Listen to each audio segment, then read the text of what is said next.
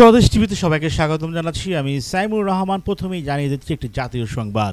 কেন ক্ষমা চাইলেন উপদেষ্টা আসিফ মাহমুদ?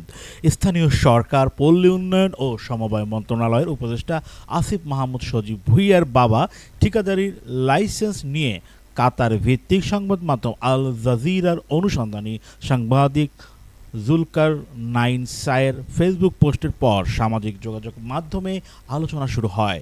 এবার বাবার ঠিকাদারি লাইসেন্স নিয়ে মুখ খুললেন আসিফ মাহমুদ। বৃহস্পতিবার বেলা 11:30টার পর ফেসবুকে দেওয়া পোস্টে বাবার ভুলের জন্য ক্ষমা প্রার্থনা করেছেন আসিফ মাহমুদ। ফেসবুকে আসিফের দেওয়া পোস্টটি হুবহু তুলে ধরা হলো। প্রথমেই আমার বাবার ভুলের জন্য আমি ক্ষমা প্রার্থনা করছি।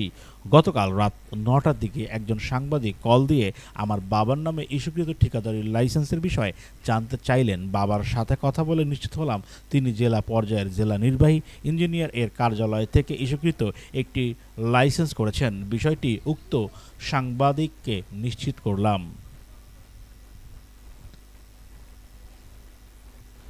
আমার বাবা একজন স্কুল শিক্ষক। আকুবপুর ইয়াকুব আলী ভুঁইয়া পাবলিক উচ্চ বিদ্যালয়ের প্রধান শিক্ষক। স্থানীয় একজন ঠিকাদার কাজ পাওয়ার সুবিধার্থে বাবার পরিচয় ব্যবহার করার জন্য বাবাকে লাইসেন্স করার পরামর্শ দেন। বাবাও তার কথায় জেলা নির্বাহী ইঞ্জিনিয়ার থেকে একটি ঠিকাদারির লাইসেন্স করেন। রাষ্ট্রের যে কোনো ব্যক্তি ব্যবসা করার উদ্দেশ্যে যে কোনো লাইসেন্স করতেই পারে।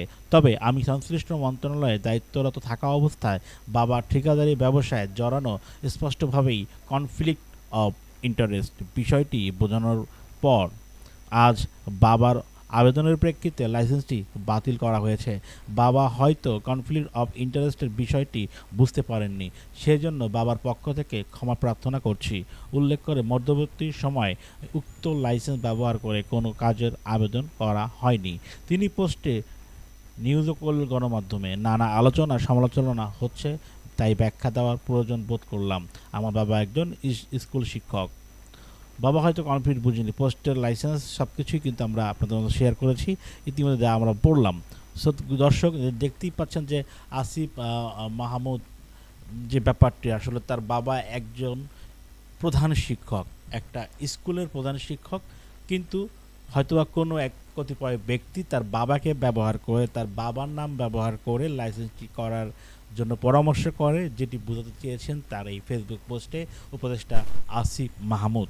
তো দর্শক, আপনাদের কাছে কি মনে হয়, আসলেও কি তার বাবার নাম পরিচয় ব্যবহার করে এই লাইসেন্সটি ইস্যুকৃত হয়েছে, নাকি সত্যিকারের অর্থেই আসিফ মাহমুদের বাবা ইন্টারেস্ট ছিল এমন একটা লাইসেন্স করে ইন ফিউচারে, ভবিষ্যতে বা এটা কাজের জন্য, যেহেতু তার পুত্র এই মন্ত্রণালয়ের একজন দায়িত্বে আছেন, একজন উপদেষ্টা মানে একজন মন্ত্রীর সমমান।